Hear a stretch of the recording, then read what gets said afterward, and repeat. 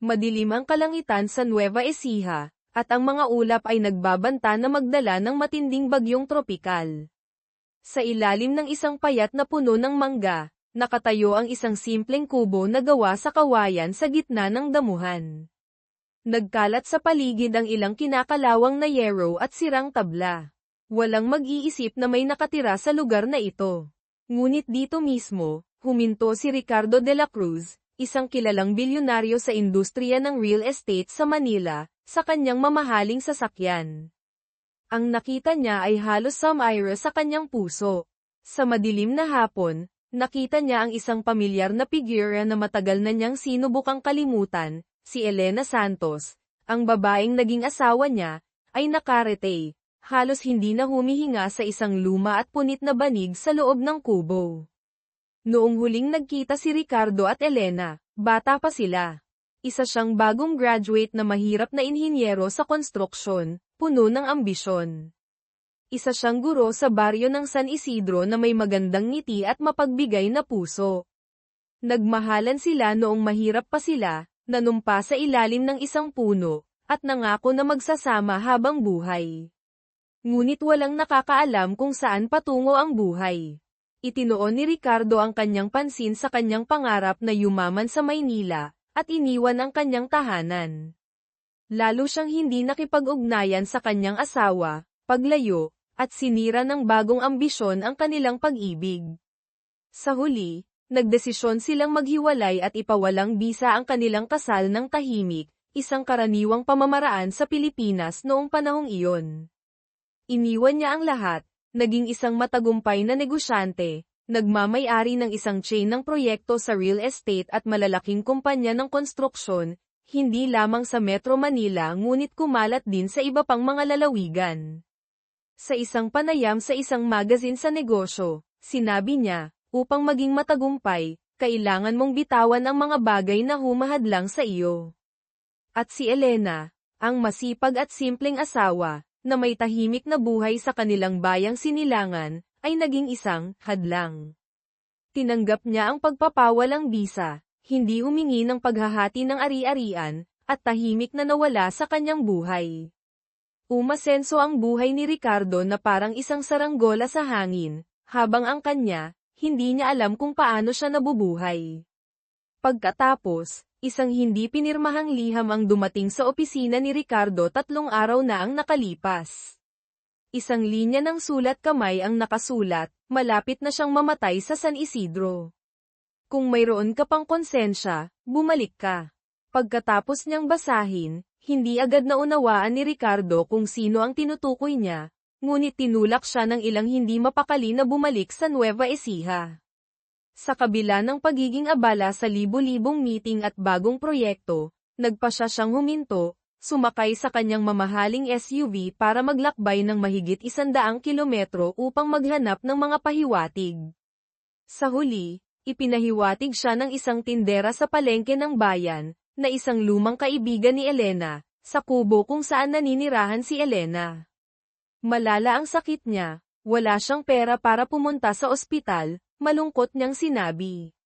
Walang nakakaalam kung ano ang eksaktong sakit niya, pero parang nahihirapan na siya.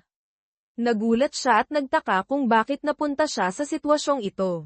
Sa mga dating araw, kahit na mahirap, si Elena ay mayroon pa ring matatag na trabaho bilang isang guro sa baryo, na minamahal ng lahat. Bakit siya napunta sa ganitong estado? Maraming tanong ang sumugat sa kanyang puso. Hindi na iniisip ang kanyang hitsura, direktang nagmaneho siya papunta sa kubo. Sa pagkakataong ito, nang makita niya si Elena na payat, ang mukha ay hollow, at ang kanyang balat ay mapatla hanggang sa puntong balat na lamang at buto ang natitira, pakiramdam ni Ricardo na libu-libong karayom ang tumutusok sa kanyang puso. Nakatayo siyang natigilan sa harap ng kubo, ang kanyang mga mamahaling sapatos ay biglang nanginig, hindi naglakas loob na pumasok. Ngunit noon, malakas na sumiklab ang pagnanais na tulungan siya. Tumakbo siya papasok, lumuhad sa tabi ng punit na banig kung saan nakahiga si Elena, ipinikit ang kanyang mga mata, ang kanyang hininga ay kasing payat ng isang sinulid. Mahina siyang tumawag, nang inig ang kanyang boses, "Elena." Naririnig mo ba ako, Elena? Nagulat siya, at hirap na binuksan ang kanyang mga mata. Ang dati niyang malinaw na mga mata ay malabo ngayon, na parang hindi naniniwala na ang lalaking nasa harap niya ay ang kanyang dating asawa. Ricardo, bulong niya. Bakit ka narito? Naputol ang kanyang boses, mahina kaya kailangan ni Ricardo na ay lapit ang kanyang tainga upang marinig siya ng malinaw. Ipinatong niya ang kanyang kamay sa kanyang noo, na nakaramdam ng init. Mataas ang kanyang lagnat, at mukhang natutulog siya. Ang kanyang dati na mahaba at itim na buhok ay magulo, nahuhulog sa luma niyang unan. Madilim ang kubo, at mamasa-masa. Ang ilang mahihinang sinag ng ilaw ay tumatagos sa mga siwang sa dingding, at ipinapakita ang basang sahig, ang amoy ng amag, ang amoy ng lupa sa paligid ng mga palumpong, ang amoy ng dumi ng daga, lahat ng ito ay nagsama sa isang nakakasakal na hangin, at nakakagulat. Nang makita niya ito, kumunat ang noo ni Ricardo, nagtataka kung paano siya nakatira sa lugar na ito, at may malubhang sakit pa. Sa hindi sinasadya, dali-dali niyang hinubad ang kanyang mamahaling blazer, at isinot sa payat niyang balikat. Nagunahan ang kanyang mga luha, ngunit sinubukan niya itong pigilan, hindi gustong magpakita ng kahinaan sa kanyang harap. Huwag kang mag-alala, sabi niya, tumulo ang boses. Dadalhin kita sa ospital ngayon. Pagkatapos ay mag-uusap tayo. Magpakatatag ka. Sinabi niya ito, yumuko siya, maingat siyang binuhat. Napakagaan niya, parang isang bata.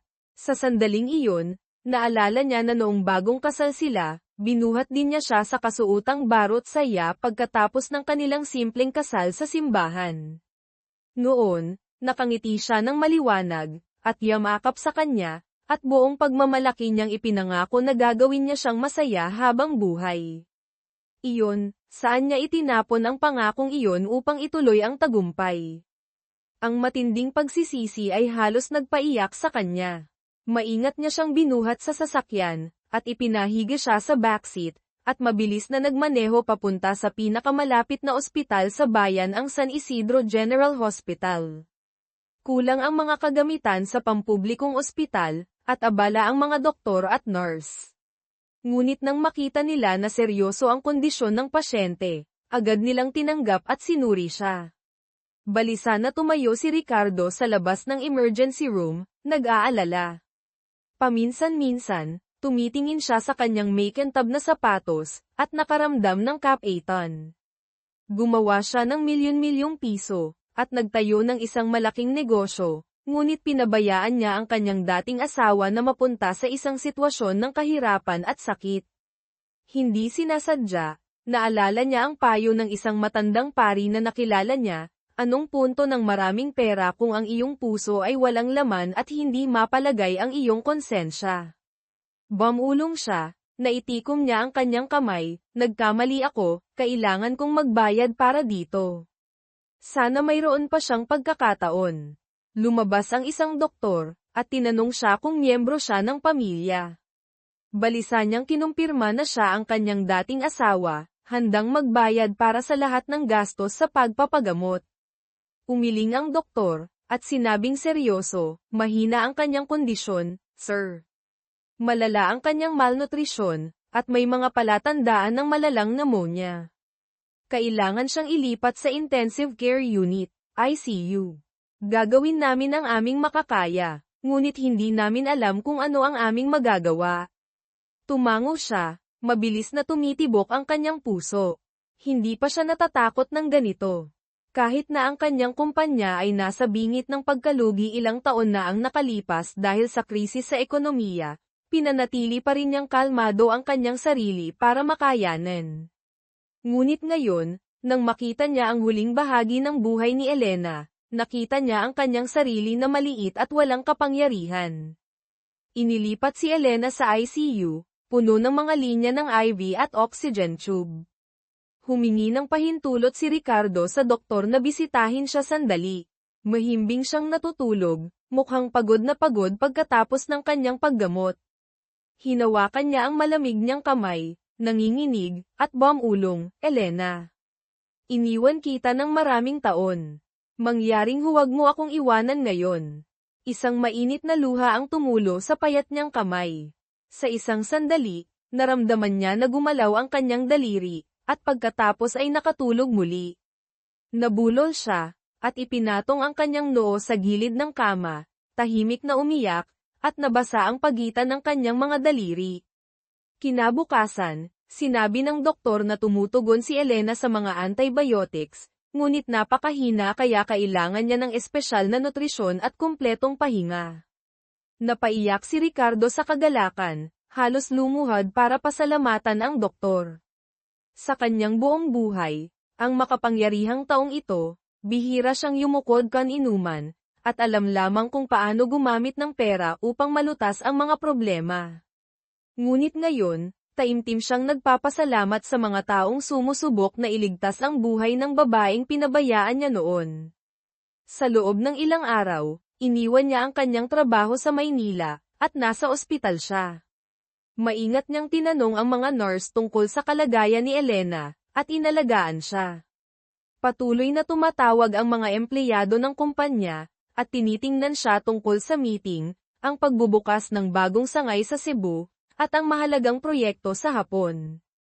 Maikli lamang siyang sumagot sa telepono, mayroon akong pamilyar na nangangailangan ng tulong. Makipag-usap sa aking vice-presidente. Nagulat ang lahat, bigla na lang iniwan ng kilalang workaholic na presidente, na itinuturing ang kanyang kumpanya na kanyang buhay. Ipinapalagay ng ilan na may malubhang sakit ang boss. Inisip ng iba na naghahanda siya ng malaking transaksyon sa malayong lugar. Ngunit walang nakakaalam na itinatapon ni Ricardo de la Cruz ang kanyang atensyon, pera, at takot sa kanyang dating asawa na nasa mahirap na ospital. Salamat sa magandang nutrisyon at gamot, dahan-daang nalagpasan ni Elena ang kanyang problema. Pagkatapos ng isang linggo, nagising siya at nakakakain na ng ilang kutsara ng malabnaw na lugaw. Pumasok si Ricardo sa kanyang kwarto. Nakita siyang nakatingin sa kisame, at mahinang nagtanong, paano mo nararamdaman ang iyong sarili? Lumingon siya, at tinitingnan siya, at pagkatapos ay mahinang ngumiti. Bakit, nandito ka pa rin? Sumagot siya, napakagandang marinig ka na nagising ka. Nandito ako para alagaan ka. Gusto niyang tumawa, ngunit ang kanyang ngiti ay maliit, na may halong kapaitan. Alagaan ako. Akala ko, gusto mo na akong iwanan magpakailanman. Ang kanyang boses ay malungkot, at tulad ng bahagyang reklamo. Nasamid si Ricardo, hindi alam kung anong sasabihin, bulol lamang siya ng dalawang salita, paumanhin. Bamantong hininga siya, at pagkatapos ay inubo na ikinilabot niya. Mabilis niyang binigyan siya ng tisyo at mainit na tubig. Humigop siya ng kaunti, at bamulong, huwag kang mag-alala.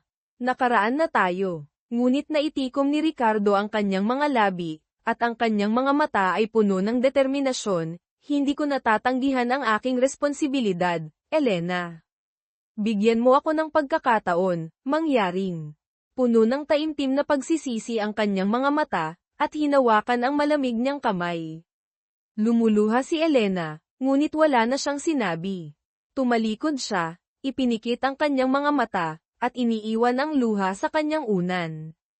Sa mga sumunod na araw, nagkaroon siya ng sapat na lakas upang magsalita ng kaunti pa.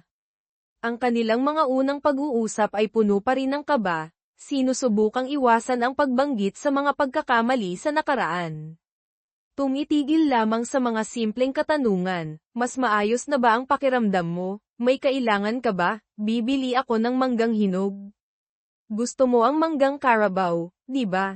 Ngunit unti-unti, ang sama ng loob at mga sugat na pinigilan sa loob ng maraming taon ay hindi na niya napigil ang itanong, gusto mo bang malaman kung bakit ako napunta sa ganitong sitwasyon? Natigilan si Ricardo sandali, at pagkatapos ay dahan-daang tumango. Ikinwento niya, ang boses ay mahina pa rin ngunit mas malinaw.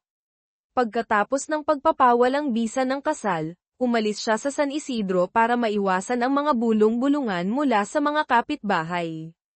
Nagtungo siya sa Benguet, kung saan nagmula ang kanyang ina, humingi ng trabaho bilang isang guro sa isang maliit na paaralan sa bundok, maliit ang sahod.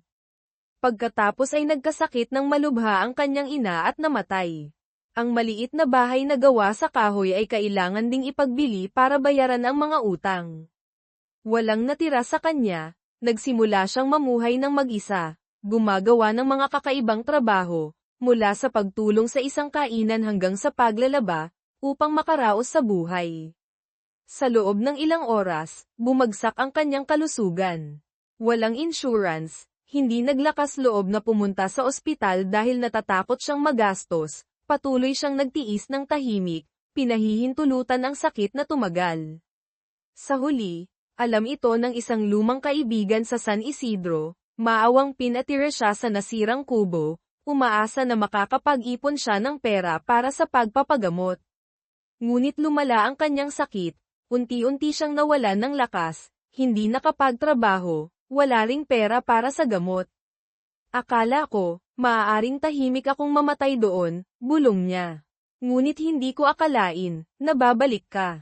Ang bawat salitang sinabi niya ay parang daan-daang karayom na tumutusok sa konsensya ni Ricardo. Nakaupo siyang tahimik, ang kanyang puso ay puno ng sakit. Tiningnan niya siya, at dahan-daang nagpatuloy, huwag mong sisihin ang iyong sarili. Dahil hindi ako nangangailangan ng kahit ano mula sa iyo. Tapos na tayo. Muling damaloy ang kanyang mga luha, ang kanyang mga mata ay puno ng kalungkutan, ang pagtitiis sa maraming mapapait na taon. Tumayo siya, sumisigaw ngunit sinusubukang pigilan ang kanyang boses, ngunit nagkamali ako. Kailangan kong itama ang aking pagkakamali. Hindi ka maaaring mamatay ng ganito. Hindi ko papayagan. Nanginig ang kanyang boses dahil sa damdamin at kawalan ng pag-asa. Ang mataas na uri, at makapangyarihang tao sa Manila, ngayon ay kinilala ang kanyang kahinaan, umaasa lamang na makaligtas ang babaeng nasa harap niya upang magkaroon siya ng pagkakataong matubos ang kanyang pagkakasala. Sa mga sumunod na araw, patuloy na nakikipag-usap si Ricardo sa mga doktor. Gusto niyang ilipat si Elena sa isang nangungunang internasyonal na ospital sa Maynila. Ngunit pinayuhan ng mga doktor na mahina pa rin ang pasyente. Ang malayong paglalakbay ay hindi mabuti sa kanyang kalagayan, mas magiging matatag kung patuloy siyang magpapagaling at gagamot dito. Nangako silang makikipag-usap sa mga nangungunang espesyalista kung kinakailangan. Napilitan siyang tanggapin, ngunit hindi nagtipid sa mga gastos para kumuha ng pribadong nurse na 24/7, bumili ng pinakamahusay na gamot, at mag-order ng mga espesyal na dieta mula sa restaurant.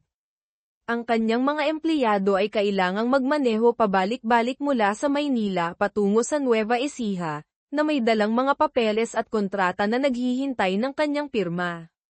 Isang bilyonaryo ang nakaupo sa sahig sa pasilyo ng ospital. Sa paligid ay mga laptop, dokumento, mga plano ng proyekto, habang gumagawa ng negosyo, balisa din niyang hinihintay ang balita mula sa silid. Ang mga gawin niya ay naging usapan ng mga doktor at nurse doon. Isang araw, tumawag ang kasosyo galing Singapore para sa mahalagang meeting. Nakita nila ang background ni Ricardo, at nagtanong, Ginoong De La Cruz, nasaan ka? Bakit hindi ito parang regular na meeting room? Sumagot siya ng kalmado, nang walang pagtatago, nasa probinsya ako. Inaayos ko ang mga isyu ng pamilya. Walang nakitang lisanin ni Ricardo de la Cruz para sa mga personal na rason, pero ngayon handa na siyang isantabi ang lahat, at ibuhos ang lahat ng kanyang atensyon sa babaeng dating niyang inabandona. Pagkatapos ng mahigit kalahating buwan ng aktibong pagpapagamot, pansamantalang nalampasan ni Elena ang kritikal na sitwasyon. Sinabi ng doktor na maaari na siyang lumabas at magpagaling, ngunit nangangailangan siya ng malinis, tahimik na kapaligiran at espesyal na pangangalaga. Ngunit nasaan ang kanyang bahay? Wala na siyang bahay, o kamag-anak. Hindi rin siya maaaring bumalik sa nasirang kubo. Agad na nag-alok si Ricardo na dalhin siya sa kanyang mansyon sa Alabang, malapit sa Maynila. Umiling siya, mahina ngunit determinado ang kanyang boses, hindi pwede. Magiging mahirap. Hindi ako nabibilang sa mundo mo. Hinawakan niya ng mahigpit ang kanyang kamay, Nagmamakaawa at determinado ang kanyang mga mata. Elena, huwag mo na akong tanggihan. Kailangan mong magpagaling. Hindi kita hahayaang manirahan sa kung saan-saan. Tingnan mo na lang ito. Ginagawa ko lang ang aking huling responsibilidad sa'yo. Tumalikod siya, nang inig ang kanyang payat na balikat dahil sa paghikbi. Naiintindihan niya na nahihiya pa rin siya, ngunit wala na siyang sapat na lakas para makipagtalo. Sa huli, mahina siyang tumango. Kaya, inayos niya ang isang maliit na ambulansya, kasama ang isang nurse, para dalhin siya sa alabang ng ligtas.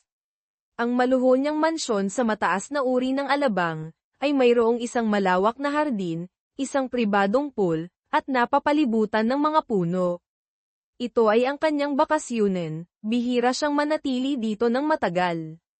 Ang lahat ng mga empleyado, mula sa mga gwardya hanggang sa mga hardinero at mga katulong sa bahay, ay nagulat nang makita ang kanilang makapangyarihang amo na personal na binuhat ang isang payat at maputlang babae papasok ng bahay. Ipinakilala niya lang sa kanila ang babae, kamag-anak ko siya. Alagaan niyo siya ng maayos. Ang matandang tagapangalaga, si Manang Celia, na nagtrabaho sa pamilya ni Ricardo, ay naantig nang makita iyon. Naintindihan niya ang bahagi ng kwento sa nakaraan.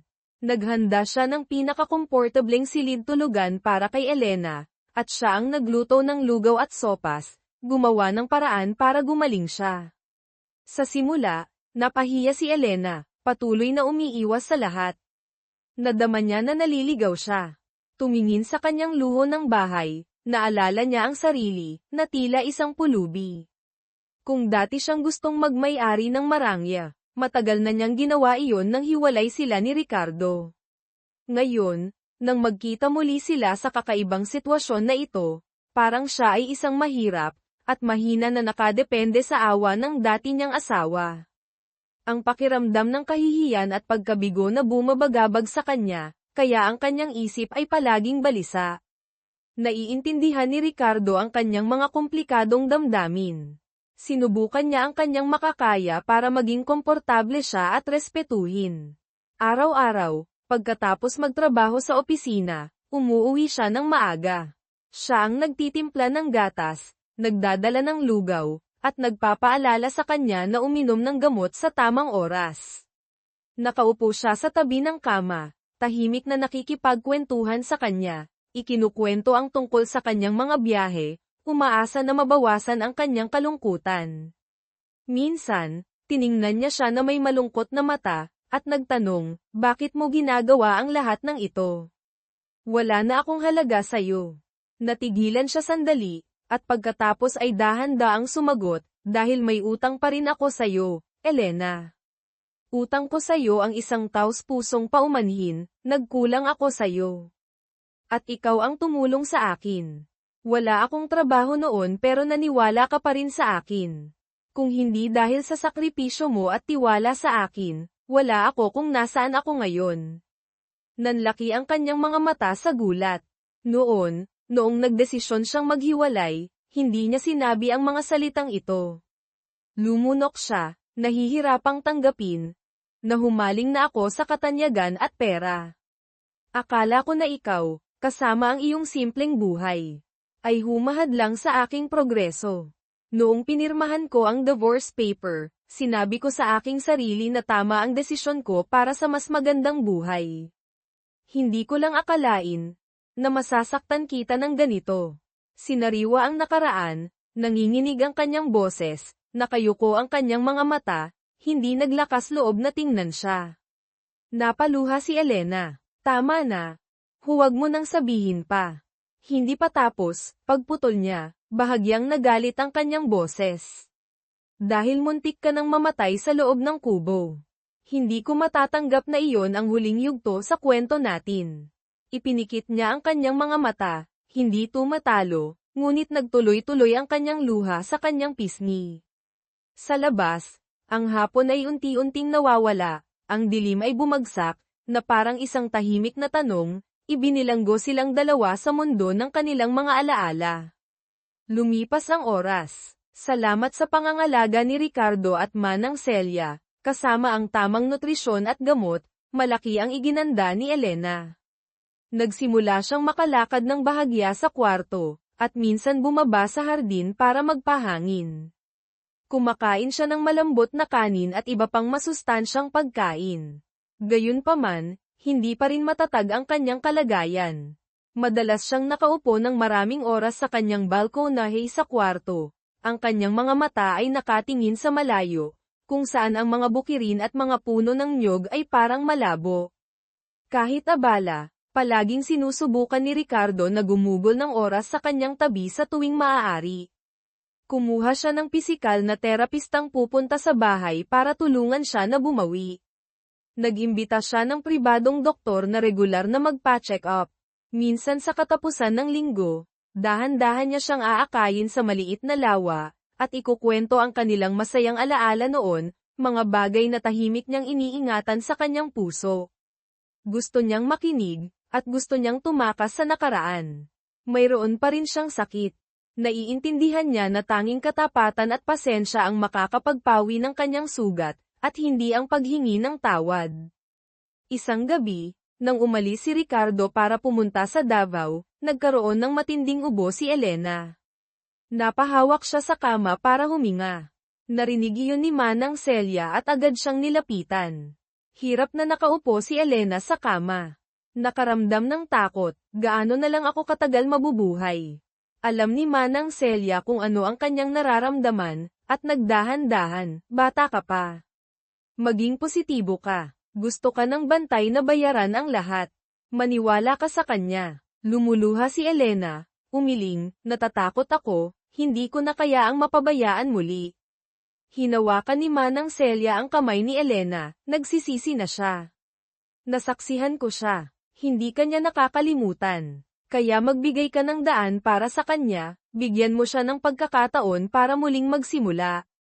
Tahimik si Elena, nakaramdam ng sakit. May lakas pa kaya siyang umibig at magtiwala muli.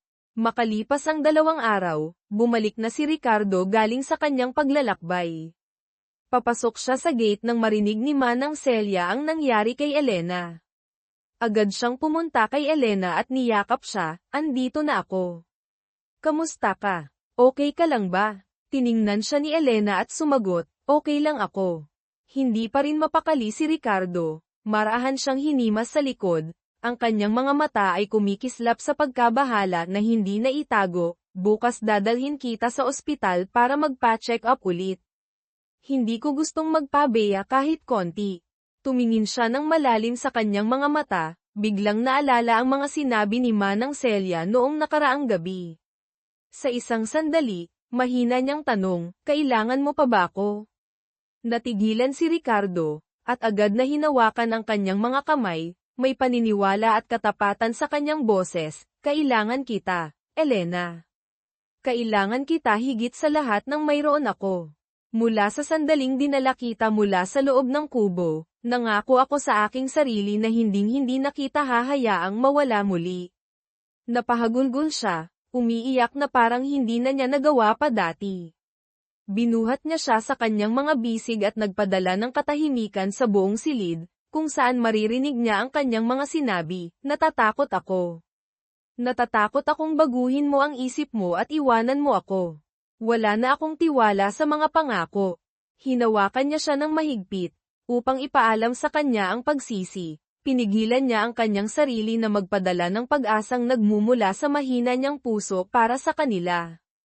Hindi siya nagsalita ng kahit ano pa at pinayagan lamang siyang mailabas at malimutan ang pagdurusa at sakit na kanyang kinuha sa mahabang panahon, habang tumutulo ang ilang luha mula sa kanyang tainga na lumilikha ng labis na pag-unawa. Inabandona kita isang beses at iyon ang pinakamalaking pagkakamali ng buhay ko.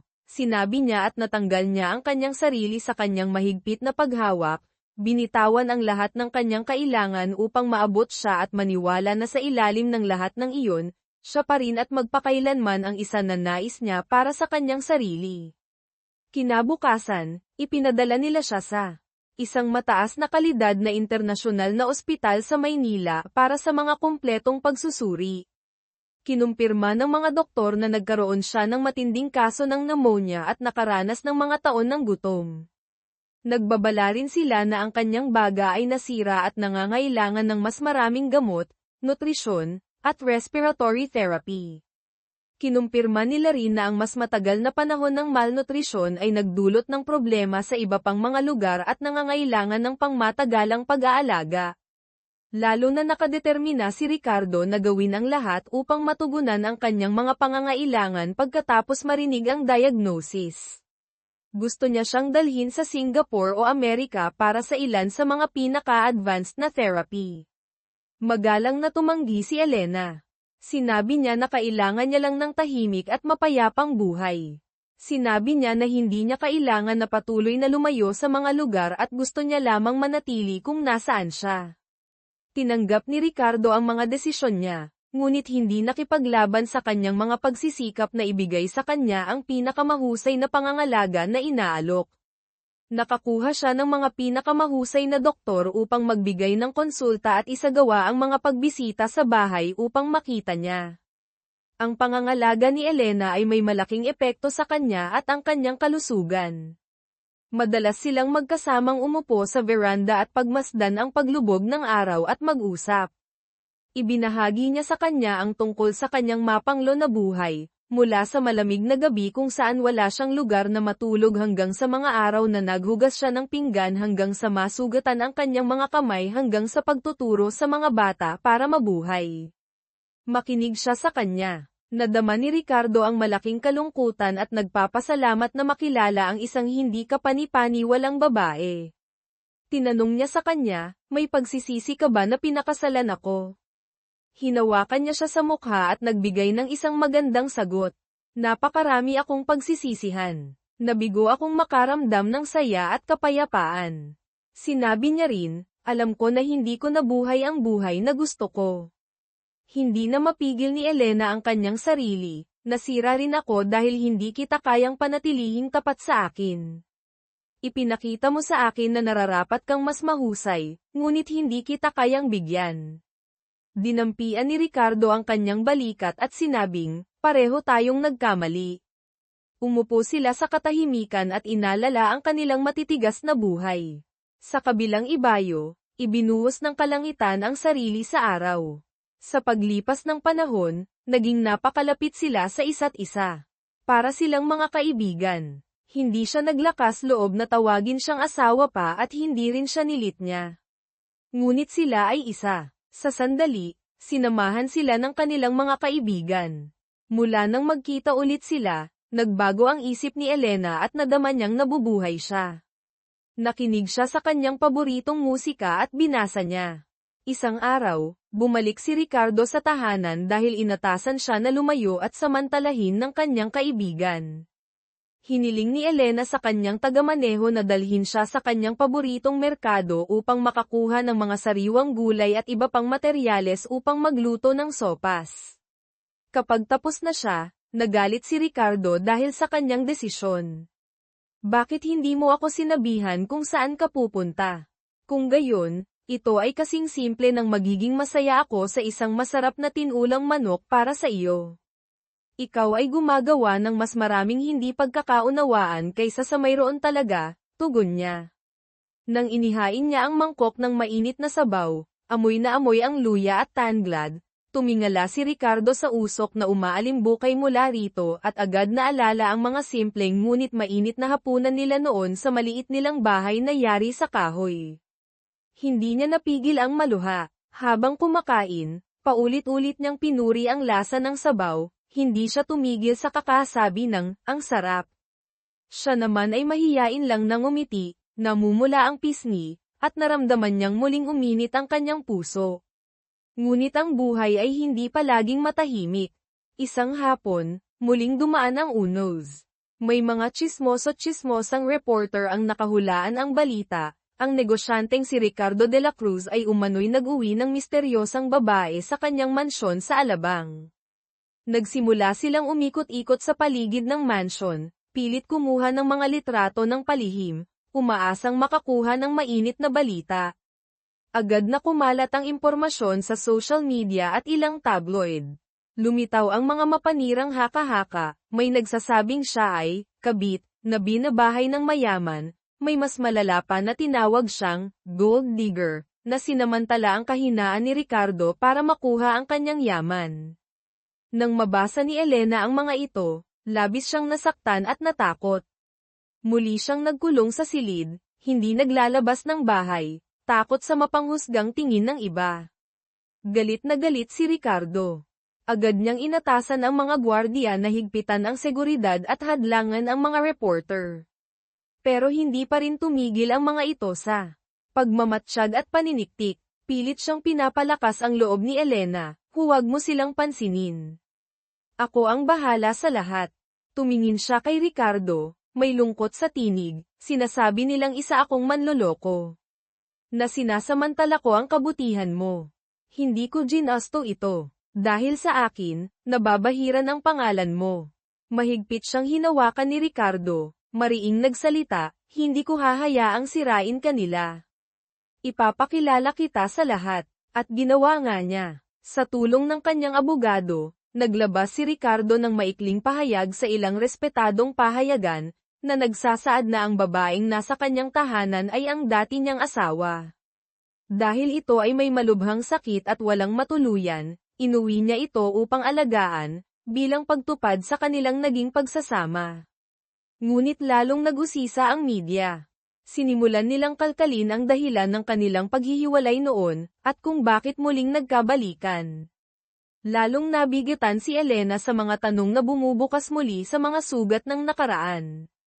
Kaya't ipinag-utos ni Ricardo na limitahan ang mga impormasyon, at ipinagbawal kay Elena ang pagbasa ng dyaryo o pag-access sa social media. Muli, nakaramdam ng matinding guilt si Elena. Ricardo, dahil sa akin, kailangan mong pagdaanan ang lahat ng ito.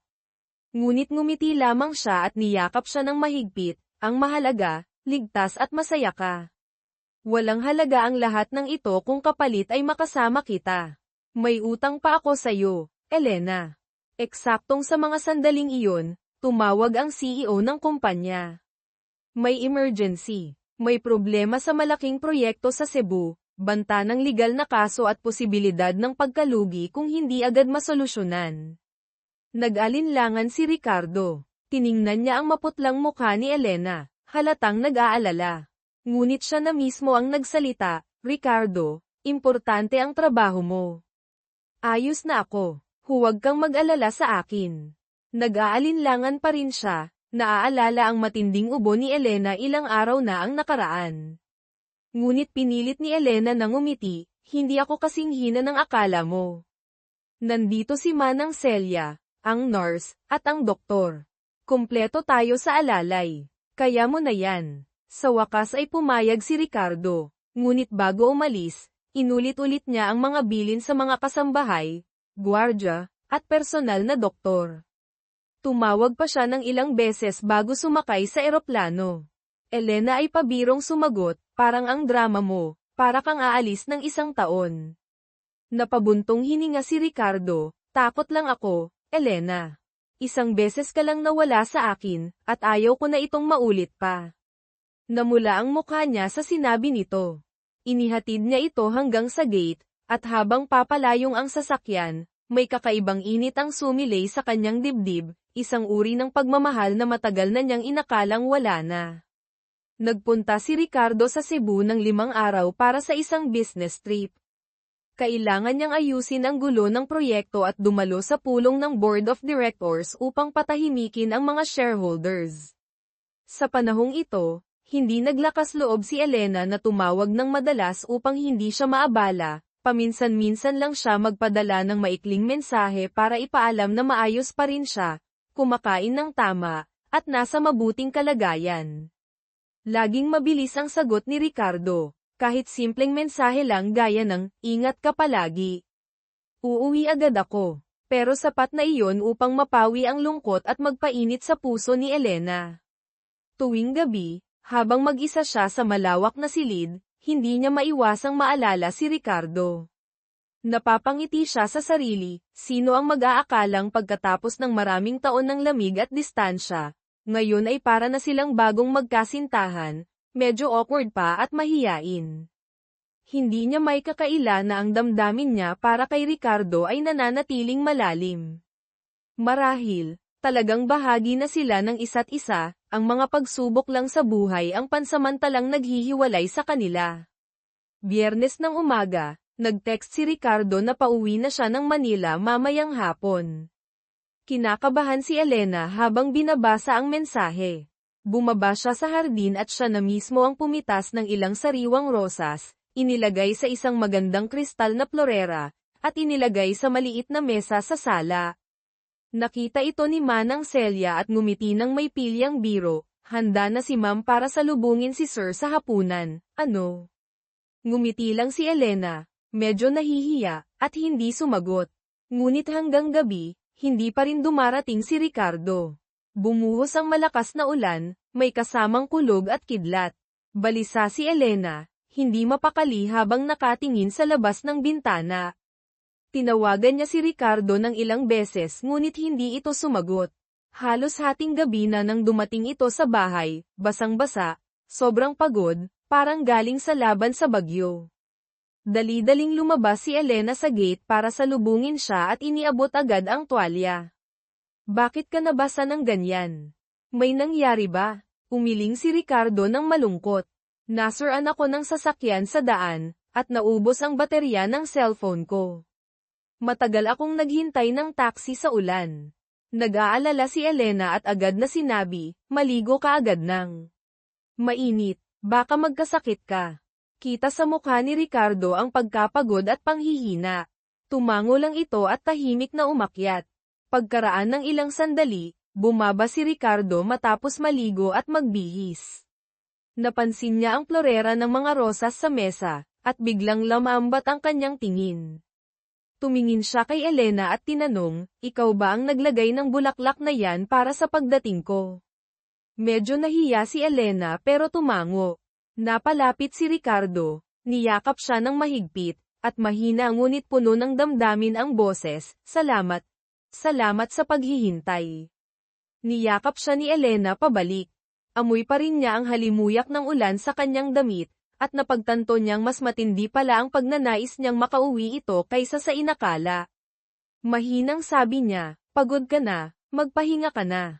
Ngumiti si Ricardo at hinayla siyang umupo sa malambot na sofa. May pasalubong ako sayo. Kinuha niya mula sa kanyang bag ang isang cream-colored na wool scarf, simpleng-simple ngunit mainit. Nakita ko to sa isang handicraft store sa Cebu. Maganda diba? Subukan mong isuot. Baka magustuhan mo. Napangiti si Elena, puno ng tuwa. Tinanggap niya ang scarf at maingat itong isinabot sa kanyang leeg. Ramdam niya ang init nito sa malamig na gabi ng tag-ulan. Sa sandaling iyon, tila nakalimutan nila ang lahat ng sakit at layo ng nakaraan. Tanging ang init ng kasalukuyan ang nangingibabaw sa kanilang mga puso. Ngunit isang linggo matapos ang muling paglapit nilang dalawa, isang di inaasahang pangyayari ang dumating na magpapabago sa takbo ng lahat. Tumanggap si Ricardo ng tawag mula sa kanyang personal na abogado. Pasensya na po sa abala, Ginoong De La Cruz, seryoso ang boses ng abogado. Ngunit nakatanggap po ang aming opisina ng isang anonymous complaint sa Department of Justice. Inaakusahan po kayo ng iligal na pag-aangkin ng ari-arian ng inyong dating asawa matapos ang paghihiwalay, at ng pagpapabeya sa kanya habang siya'y naghihirap at may sakit. Nanlumo si Ricardo. Nang tanungin niya ang buong detalye, nalaman niyang may isang hindi pa nakikilalang tao na nagpadala ng mapanirang liham laban sa kanya. Sa kung anong paraan, kumalat ito sa media. Agad namang sinamantala ng ilang tabloid at unreliable news sites ang balita. May mga headline pang gaya ng, bilyonaryong si Ricardo De La Cruz, pinabayaan ang dating asawa ngayoy may sakit, walang tirahan, at bumalik para umasa. Nagsimulang umalingaw-ngaw ang galit ng publiko. Maraming hindi nakakaalam ng buong katotohanan ang agad na humusga, tinawag siyang walang puso at traidor. Bagamat nasa pangangalaga niya si Elena sa kanilang mansion, mabilis na kumalat ang mga maling balita. Malaki ang epekto nito sa kanyang reputasyon pati na rin sa imahe ng kanilang kumpanya. Galit na galit si Ricardo, ngunit higit pa roon, Ang inaalala niya ay ang epekto nito kay Elena. At tama nga siya. Aksidenteng nabasa ni Elena ang ilang masasakit na artikulo online tungkol kay Ricardo. Labis ang kanyang pagdurusa, pakiramdam niya siya ang sanhi ng lahat ng ito. Kasalanan ko, umiiyak niyang sabi. Dahil sa akin, nilalay at pinaparatangan ka nila.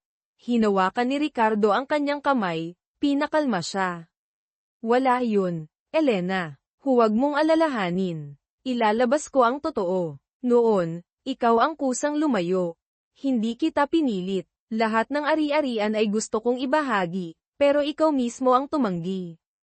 Ipapakita ko sa publiko ang katotohanan. Ngunit umiling si Elena, desperado. Ayokong humarap sa korte, ayokong palalain pa ito. Natatakot ako sa lahat ng iyon. Tahimik si Ricardo. Nauunawaan niya ang takot ni Elena. Kung ganun, maghahanap ako ng ibang paraan. Pero kailangang linisin ang pangalan ko. Kung hindi, hindi lang ako ang mawawalan ng dangal, pati kumpanya ay masisira. Nag-aalala ang mga shareholders, maaaring bumagsak ang stock price. Baka masayang ang lahat ng pinaghirapan ko. Sa gitna ng gulo at tensyon, biglang nagpasya si Elena, isang desisyong ikinagulat ni Ricardo. Sinabi niyang handa siyang humarap sa publiko. Sa tulong ng isang kaibigan na may kilalang mga mapagkakatiwalaang mamamahayag, nag-ayos sila ng isang simpleng press meeting sa bahay. Siya mismo ang maglilinaw ng katotohanan. Gulat na gulat si Ricardo. Elena, sigurado ka ba? Kaya mo ba, physically at emotionally? Tiningnan niya ito, at ngumiti ng marahan ngunit matatag, dahil sa'yo, magsisikap ako. Ayokong ikaw ang masisi o mapulaan dahil sa akin. Kaya isang umagang maliwanag, ilang piling mamamahayag ang inimbitahan sa Alabang Mansion. Nagulat sila nang makita ang tinaguriang, dating asawang mahirap at may sakit, na nakaupo sa isang mararangyang sofa, balot ng simpleng cream na shawl, payat pa rin ngunit kitang-kita ang pagbuti ng kanyang kalagayan, maayos, kalmado, at may dignidad. Maingat silang nagsimulang magtanong, Ginang Santos, totoo po ba na pinilit po kayo ni G. De La Cruz na putulin ang kasal at iniwan kayong walang suporta? Huminga ng malalim si Elena, sa kakalmadong sumagot, matagal na po kaming naghiwalay ni Ricardo ng maayos, walang pamimilit. Ako po ang voluntaryong umalis at pinili ang isang simpleng pamumuhay. Ilang beses na po niyang inalok ako ng tulong pinansyal, ngunit tinanggihan ko. May isa pang reporter na sumingit, ngunit Ginang, ang paninirahan ninyo sa isang barong-barong sa probinsya, hindi po ba dahil sa kawalan ng tulong mula sa kanya? Bahagyang nanginig ang balikat niya, ngunit pinilit niyang panatilihin ang malinaw na tinig, pinili kong mamuhay ng malaya, ayokong umasa sa kahit kanino.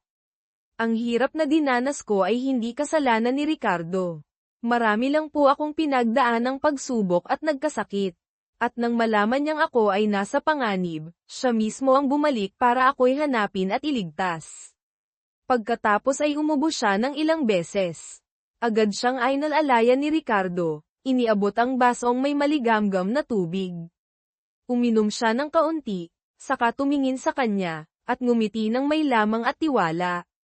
Kung hindi siya bumalik sa tamang panahon, baka wala na ako rito ngayon. Hindi niya ako iniwan o pinagsamantalahan. Sa harap ng kanyang taos-pusong paliwanag, tila nabawasan ang pang-uusig sa mga mata ng mga mamamahayag. Nagkuha pa sila ng ilang litrato, ni-record ang panayam, at agad din silang umalis. Sa biyahe pabalik, may nagsabi, hindi pala tulad ng mga chismis ang nangyari. May ilan na tila nag-aalinlangan pa rin, ngunit kinabukasan, ang mga artikulo ay may mas positibong tono, dating asawa, nagsalita upang linisin ang pangalan ni Ricardo de la Cruz, ang totoo sa likod ng muling pagkikita na punong-puno ng emosyon. Nagsimulang hamupa ang batikos ng publiko, at sa halip, naging usap-usapan ang kwento ng pagmamahalan nila. May ilan pa nga na nagtatanong, magkakabalikan kaya sila? Kahit maikli lang ang pakikipagharap sa media, halos mawalan ng lakas si Elena. Ngunit ramdam niya ang kaginhawaan at kasiyahan sa puso, dahil kahit papaano, may naitulong siya sa lalaking nasa tabi niya. Tiningnan siya ni Ricardo, puno ng pasasalamat at damdaming hindi maipaliwanag. Hinawakan niya ang kamay ng babae. Salamat, Elena. Salamat sa iyong tapang. Umiling siya, marahang ngumiti, kaunting kabayaran lang ito sa lahat ng isinakripisyo mo para sa akin. Lalong hinigpitan ni Ricardo ang hawak. Napapikit si Elena, at sa pagdating ng antok, sumandal siya sa balikat niya at nakatulog sa sofa. Maingat siyang binuhat ni Ricardo patungo sa silid, dahan-daang tinanggal ang kanyang tsinelas, at tinakpan ng kumot. Tinitigan niya ang mukha ni Elena, mapatla ngunit payapa sa gitna ng kanyang pagtulog. Sa bawat guhit sa kanyang mukha ay ang kwento ng pagdurusa at panahong lumipas.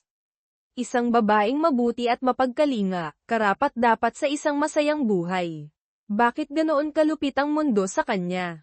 Tahimik siyang nangakong gagawin ang lahat upang maranasan pa ni Elena ang kapayapaan at kaligayahang karapat-dapat sa kanya. Gabing iyon, hindi siya natulog sa sariling silid, kundi sa maliit na opisina malapit sa kwarto ni Elena, para kung sakaling kailanganin siya, agad siyang makakatugon. Bandang hating gabi, nagising si Elena dahil sa uhaw. Lumabas siya at napansing bukas pa rin ang ilaw sa opisina. Dahan-dahan siyang lumapit at sumilip. Nakita niya si Ricardo, nag-iisa sa mesa, hawak ang isang bungkos ng lumang litrato. Tahimik siyang pumasok. Nagulat si Ricardo, ngunit ngumiti. Lumapit siya at tumingin sa mga larawan, mga alaala noong bagong kasal pa sila, nakangiti sa harap ng lumang bahay kubo, magkahawak kamay papunta sa simbahan tuwing linggo. Larawan niya suot ang puting damit habang tinatanggap ang diploma bilang guro. Nanahimik siya, hindi inakala na itinatago pa rin ito ni Ricardo. Mahinang sabi ni Ricardo, ginamit ko pa ang lumang film camera para dito. Matagal ko itong itinago, hindi ko magawang balikan. Ngayon ko lang nakita kung gaano ako naging handgal at malupit. Namamaos ang kanyang tinig sa damdamin. Kita ni Elena ang matinding pagsisisi sa mga mata niya. Nauutal siyang nagtanong, naalala mo pa ba? Yung gabi na hindi tayo nakatulog dahil kailangan nating ayusin ang butas sa dingding bago umulan. Tumango si Ricardo, mapait ang ngiti, oo, naaalala ko. Kinabukasan, pumasok ka pa rin sa paaralan kahit wala kang tulog.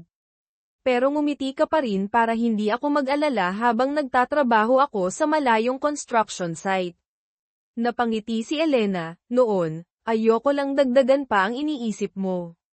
Naniniwala ako na basta nagsisikap ka, balang araw magtatagumpay ka. Binitiwan ni Ricardo ang mga larawan at hinawakan ang kamay niya. Ikaw ang laging may tiwala sa akin.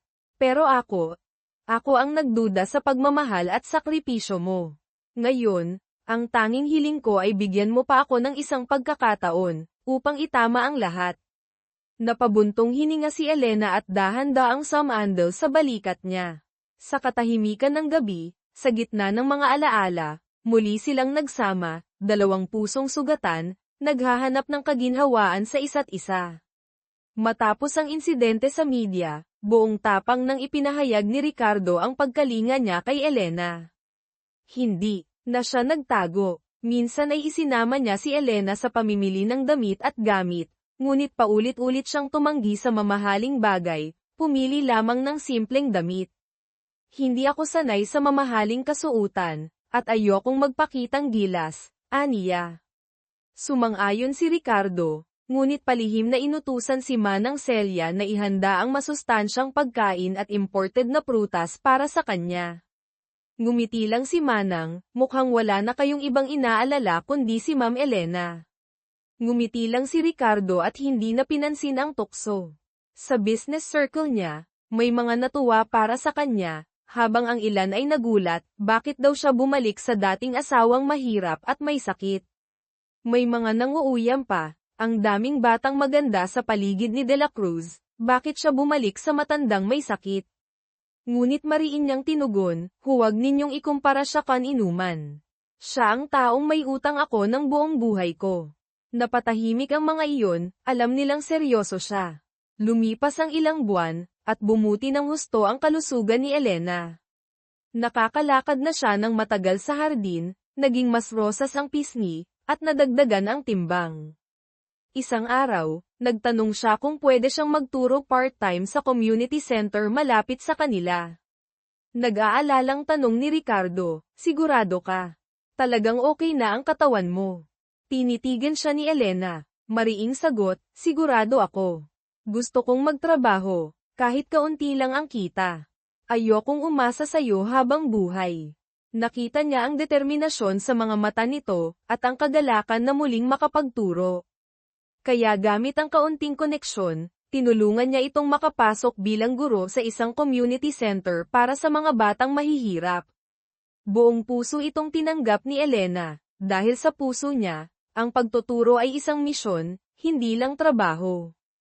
Unang araw niyang bumalik sa klase matapos ang napakahabang panahon ng pagkakawalay, at tila bakabado siya na parang sa unang araw ng kanyang pagtuturo noon.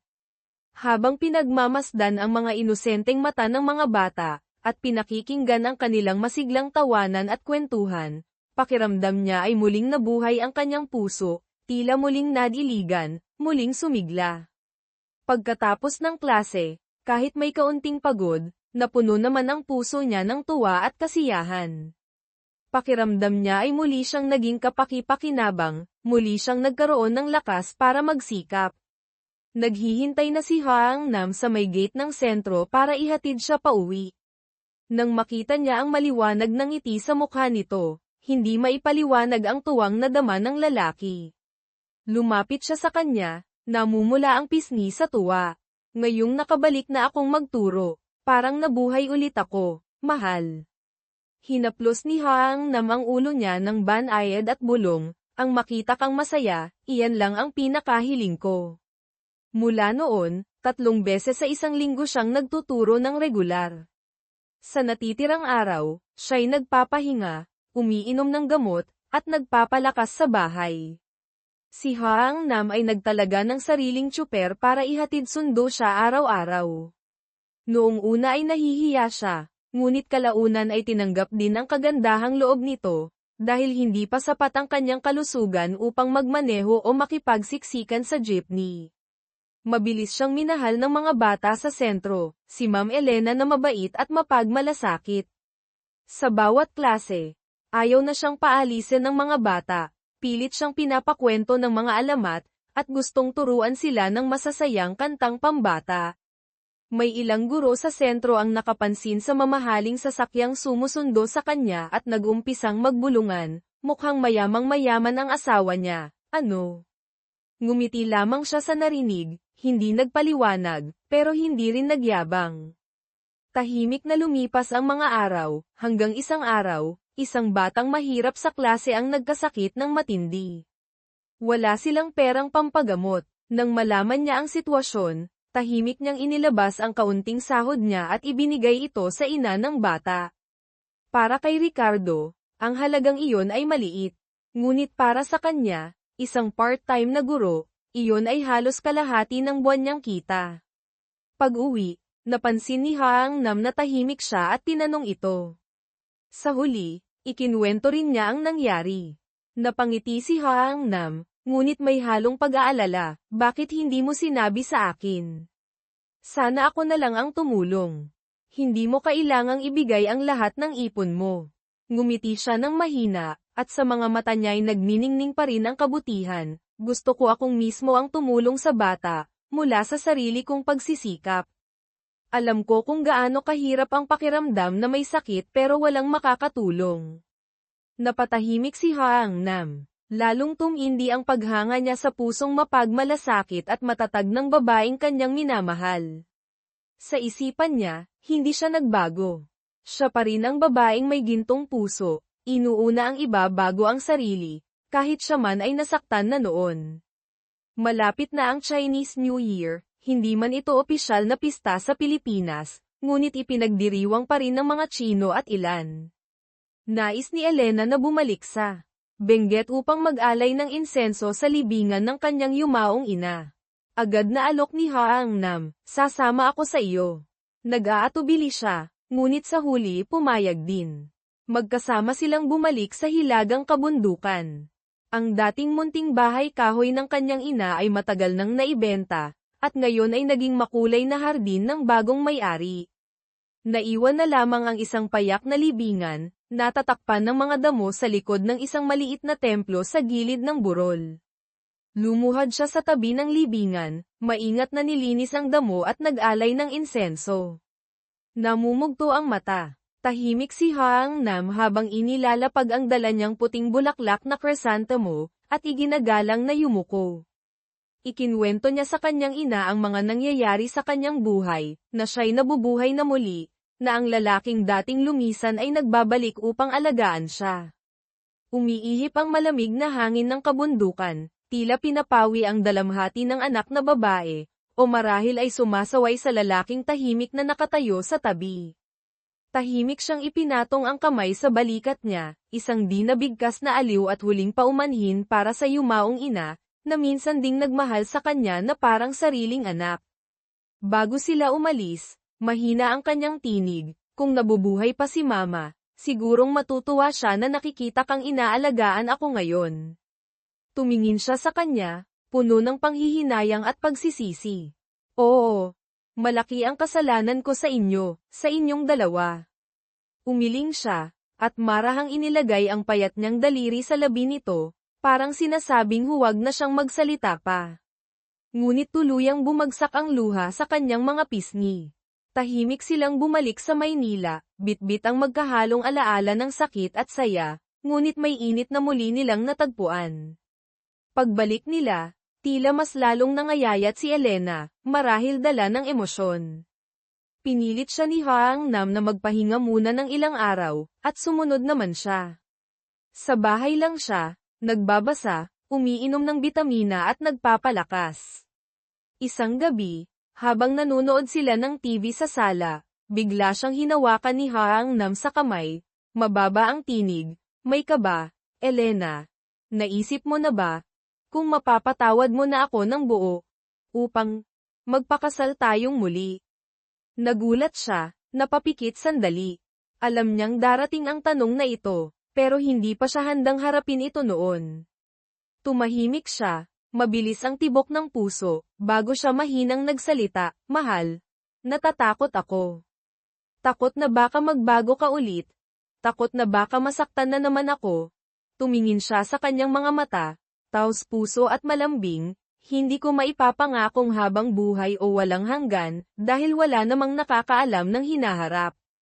Pero ang alam ko, hindi ko kailanman tinigilan ang pagmamahal sa'yo, kahit ilang beses ko itong itinanggi. Gusto ko na maging asawa ka muli, Elena. Sa harap ng lahat, anuman ang mangyari, magkasakit ka man o gumaling, nandito lang ako." Napaiyak siya, nilapat ang palad sa kanyang pisngi. "Mahal, naniniwala ako sa'yo. Pero, kailangan ko pa ng kaunting panahon. Hindi pa ako handa." Napabuntong hininga siya, may kaunting lungkot, pero tinanggap ang pasya ng babae. "Sige, hihintayin kita. Kahit gaano pa katagal." Maya-maya, niyaya niya itong lumabas sa balkonahe para pagmasdan ang buwan. Sa ilalim ng malamlam na liwanag ng bilog na buwan, bahagya siyang sumandal sa balikat ng lalaki, habang ang luha ay tahimik na bumabagsak. Natatakot siya, ngunit may munting pag-asa sa puso, pag-asa na baka maaari pa palang maging masaya. Kinabukasan, maagang umalis si Haangnam. Pagkagising niya, bumungad sa kanya ang isang bungkos ng puting lilis, ang paborito niyang bulaklak, nakaayos sa mesa. May kalakip na maliit na sulat kamay, "Magandang umaga, Elena ko. Ngumiti ka, dahil lagi akong narito sa tabi mo." Hinaplos niya ang malalambot na talulot ng bulaklak, sinamyo ang banayad nitong halimuyak. Muling kumislat ang kanyang puso. Ang hindi opisyal na alok ng kasal kagabi ay hindi pa rin mawaglit sa kanyang isipan. Mahal niya ang lalaki, ang pagmamahal na hindi kailanman nawala. Ngunit nananatili pa rin ang sugat sa kanyang puso, masakit pa ring hipuin.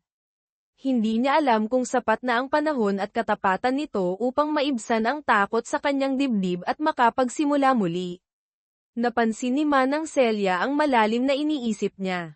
Lumapit ito, may ngiting puno ng pagkaunawa. Mahal mo pa rin si Sir, di ba? Kung ganun, hayaan mong ang puso mo ang magpasya. Tapos na ang panahon ng pagdurusa. Pareho kayong karapat-dapat sa kaligayahan.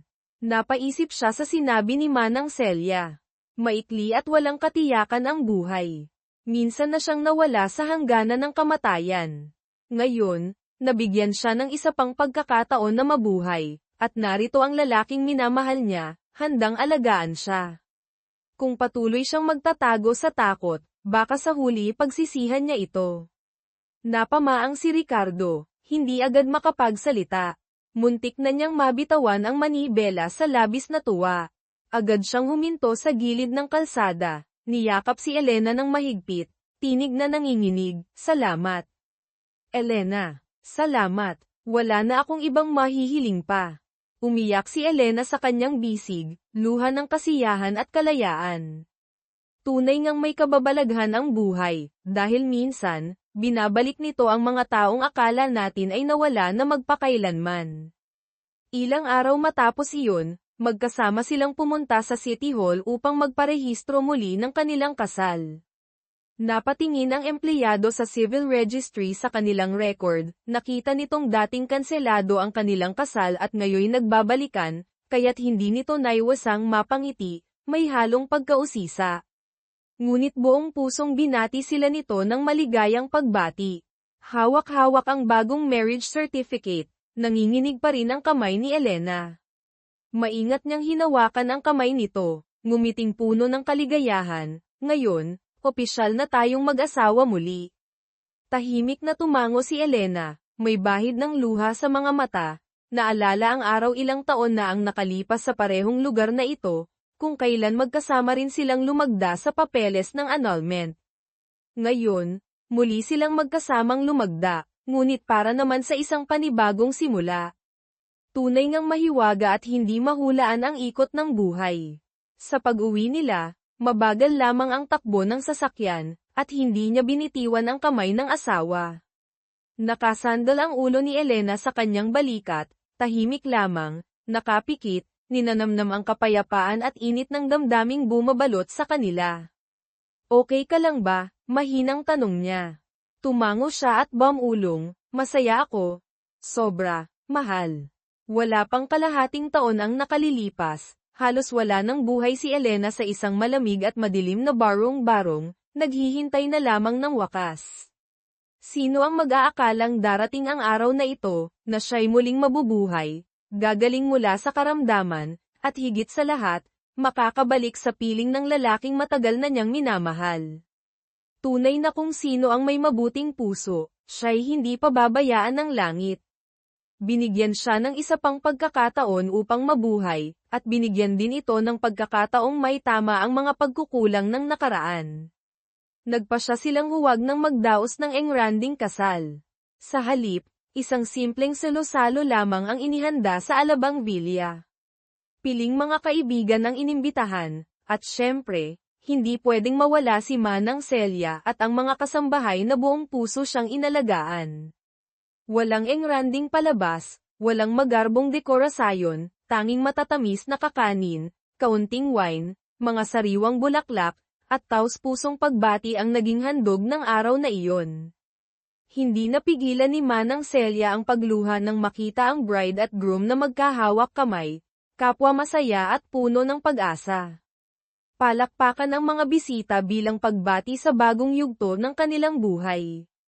Sa gitna ng munting salo-salo, itinaas ni Ricardo ang kanyang baso, puno ng damdamin ang tinig, ako, naging isang hanggal. Nilimot ko ang pinakamahalagang babae sa buhay ko dahil sa bulag kong ambisyon. Ngunit salamat sa tadhana, at binigyan ako ng isa pang pagkakataon, na makita siyang muli, iligtas siya, at higit sa lahat, ako naman ngayon ang iniligtas niya. Ipinapangako ko, mula ngayon, ang bawat araw ng buhay ko ay iaalay ko sa pagmamahal, pag-aaruga, at pagbawi sa aking asawa. Nagpalakpakan ang mga bisita. Namula si Elena, at mahina niyang ibinulong, sinabi mong, iniligtas ko ang kaluluwa mo. Tinitigan siya ni Ricardo, may mainit ng ngiti, dahil kahit nasa gitna ako ng yaman at karangyaan, kung wala ka sa tabi ko, para akong bangkay na walang kaluluwa, Elena. Muling tumulo ang luha ni Elena, ngunit ngayon, ito'y luha ng kasiyahang wagas. Noon lamang niya nakita si Ricardo na nagbukas ng damdamin ng ganoon katapat at wagas. Matapos ang salo-salo, dinala niya si Elena sa kanilang kwarto. Sa gabing iyon, magkatabi silang umupo sa balkonahe, tahimik na pinagmamasdan ang mga bituin. Nakaalalay sa kanyang balikat si Elena, balot ng shawl, mahina ang tanong, hindi ba? Parang ang bilis ng lahat, mahal. Munting halik ang ibinigay niya sa noo ng asawa, sabay sagot, naligaw tayo ng landas sa loob ng mahigit 10 taon, Elena. Mabilis man o mabagal, wala na iyong halaga. Ang mahalaga, magkasama na ulit tayo, at sabay nating tatahakin ang natitirang panahon. Tumango siya, at muling pumatak ang luha ng kapayapaan at kabuoang kaligayahan. Mahigpit siyang niyakap ni Ricardo, at mahinang bumulong sa kanyang tainga, ikaw ang asawa ko, ngayon, bukas, at sa lahat ng araw na darating. Ang simoy ng gabi ay marahang humaplos sa mga dahon sa hardin, tila ba umaawit ng pagbati, para sa bagong simula na puno ng pag-asa at pagmamahalan. Ang mga araw ng liwanag ay tuluyan ng sumikat sa kanilang harapan. Lumipat na si Elena sa Alabang upang manirahan kasama si Ricardo. Ngunit patuloy pa rin siya sa pagtuturo ng part-time sa community center. Bumalik na rin si Ricardo sa pagiging abala bilang isang negosyante, ngunit sinikap niyang laging may oras para sa asawa. Paminsan-minsan, isinasama niya si Elena sa mga charity events na sinusuportahan ng kanilang kumpanya, mga proyektong tumutulong sa mga kapwa-palad. Buong puso namang sinusuportahan ni Elena ang mga ito, sapagkat batid niya kung paanong maging isa sa mga taong nagdusa at nalimutan ng lipunan. Tinatawag nila ang isa't isa ng mga salitang, asawa, at, mahal, na tila natural at magaan sa dila. Tuwing umaga, magkasama silang nag-aalmusal sa hardin na sinisikatan ng araw. Sa gabi na may nanunood sila ng pelikula, nagbabasa ng libro, o basta't nagkukwentuhan lang tungkol sa mga simpleng bagay sa buhay. Kapag naririnig niyang umuubo si Elena kahit bahagya, labis ang kanyang pag-aalala. Ngiti lang ang isinasagot ni Elena, okay lang ako, mahal. Huwag kang matakot ng sobra. Ngunit patuloy pa rin siyang bumibili ng iba't ibang vitamins at supplements, at tinitiyak na iniinom ito ni Elena araw-araw. Minsan ay pabirong reklamo ni Elena, wala na sigurong mas pinapangalagaan na asawa gaya ko, no? Ngumiti lang siya't sinagot, gusto ko lang habaan pa ang bawat sandali na kapiling kita, para mapunan ang mga taon na nawala sa atin. Lumipas ang mga araw sa katahimikan. Lalong bumuti ang kalusugan ni Elena. Isang araw, niyaya niya si Ricardo na bumalik sa dating lugar kung saan sila unang nagsama bilang mag-asawa sa isang inuupahang bahay sa labas ng syudad. Ang dati maralitang lupa ngayon ay pagmamay-ari na ng ibang tao, na itayo na roon ang isang maayos at magarang bahay, malayo sa lumang barong-barong na dati nilang tinirhan. Tahimik lamang silang tumayo sa labas ng gate, sabay na inalala ang mga panahong puno ng hirap, ngunit hitik sa pagmamahalan. Maingat niyang sinabi sa asawa, kahit mahirap tayo noon, hindi ko alam kung bakit, pero pakiramdam ko, yun ang mga panahong pinakamasaya at pinakapanatag ako. Sayang lang, hindi natin napangalagaan iyon. Niyakap siya ni Ricardo mula sa likuran, saka malalim na huminga. Kasalanan ko yun. Nabulag ako sa ambisyon at ako mismo ang sumire sa simpleng kaligayahan natin. Pero natuto na ako, Elena. Hindi ko nahahayaang muling tabunan ng pera o anumang bagay ang mata ko. Tumango siya at nanatiling tahimik, sabay silang tumitig sa dating alaala ng tahanan. Ilang bata sa kapitbahay ang dumaan, nagtatawanan habang naglalaro. Sinundan niya ng tingin ang masasayang mukha ng mga bata, at isang lihim na pagnanais ang sumibol sa puso niya, ang magkaroon ng sariling pamilya, ng tahanang may tawanan ng mga anak. Ngunit batid din niya ang katotohanan, dahil sa kondisyon ng katawan niya ngayon, baka hindi na iyon posible. Parang nabasa ni Ricardo ang laman ng isip niya. Mahigpit siyang niyakap, saka mahinang nagtanong, Elena, gusto mo ba tayong magkaanak? Namula siya, nangingilid ang luha sa mata. Noon, pangarap ko yun. Pero ngayon, hindi ko alam kung kakayanin pa ng katawan ko. Tahimik si Ricardo ng ilang sandali, saka banayad na hinaplos ang buhok niya. Huwag kang mag-alala. Magpakonsulta tayo sa doktor, magtanong tayo ng maayos. Kung pwede, napakagandang biyaya yun. Pero kung hindi, ayos lang din. Mahal na mahal pa rin kita, Elena, at mananatili yun, anak man o wala. Tumango siya, mga luha ng pasasalamat ang dahan-daang bumagsak mula sa mata. Ang pagmamahalan nila ngayon ay hindi na tulad ng dati, hindi na apoy na sabik at pabigla-bigla, kundi isang apoy na tahimik ngunit matatag. Isa itong pag-ibig na ng pag-unawa, pagtanggap, at walang hanggang pagtitiis. Sa puso niya, ngayon lang siya nakaramdam ng ganitong kapayapaan. Kinagabihan, pagbalik nila sa bahay, siya na mismo ang humawak sa kamay ng asawa, mahinang nagsabi, mahal kita, Ricardo. Isang simpleng pahayag ng damdamin, ngunit matagal na rin mula noong huli niya itong nasambit ng ganito kanatural. Lubos na naantig si Ricardo, mahigpit siyang niyakap na parang ayaw ng pakawalan. Sa puso ni Elena, dama niya ang kanyang pagiging mapalad na nabigyan pa siya ng buhay, at higit pa riyan, isang buhay na ng tunay na pag-ibig. Mahina niyang ibinulong sa tainga ng asawa, kung sakaling, kailangan ko nang umalis ng mas maaga, sana wag kang masyadong malungkot, ha? Nagulat si Ricardo, agad tinakpan ang bibig niya, wag kang magsalita ng ganyan, Elena. Gagawin ko ang lahat para manatili kang malusog at mabuhay ng matagal. Sa buhay na ito, mananatili tayong magkasama, habang buhay. Sumandal siya sa dibdib nito, tahimik na umiiyak.